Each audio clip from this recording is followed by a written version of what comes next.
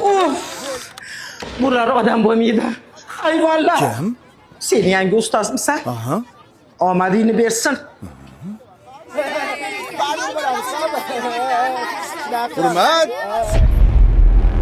Bo'pti, charchaman, ketdim. Voy, qaqqa? Ishga. O'qishchi? O'qish meni va oilamni boqmaydi. Kim yana shu fikrda? Qancha topasan? 15 ming kuniga. Qolganlarchi? Men 20 ming topaman. Kompyuterxonada ishlayman. Men 25 ming topaman. Manikyurchiga yordam beraman. Oramizda eng boyi Mirsagatov. Sen qayerda ishlaysan? Bozorda arava tortaman. Kam 30 ming pulim bor kuniga. Sizlar bu narsalarni faxrlanib gapiryapsizlarmi, bolalar? Nima? Qornimizni to'ydirmaydigan beshlar bilan faxrlanaylikmi? Balki kelisharmiz.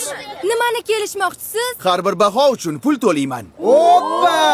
Вот это поворот! Eng ko'p baho olgan 5 ta o'quvchiga Kuniga 20 mingdan. Yo'q, 25 mingdan. roziman. Oy, qaqqa? Ishdan bo'shashimni aytib keling.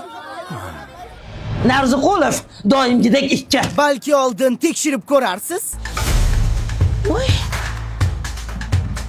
Bo'lar ekan o'qisa.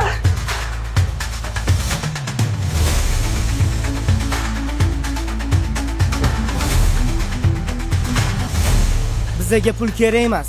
Biz o'qishni tanlaymiz.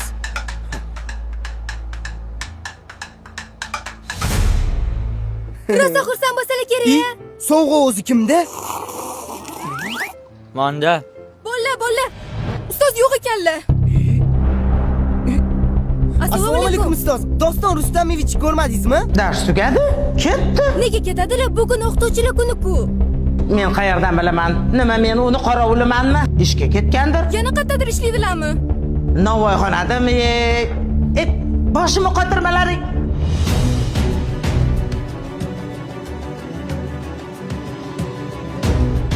Ustoz, Iya? Kelinglar bolalar, non beraymi? O'zingizni pulingiz yo'q ekan-ku. Nimaga bizga pul bermoqchi bo'ldingiz? o'zingizni bolalaringiz bo'lib turib, nimaga begona bolalarni o'yladingiz? Shunaqa qiyin ekan. Nima qilasiz bu kasbni tanlab? Ustozlik kasb emas, bolalarim. Ustozlik bu hayot yo'li. Siz endi ishga chiqa olmaysiz. Sizni boshqa joyda kutishyapti. Qayerda? Umrada.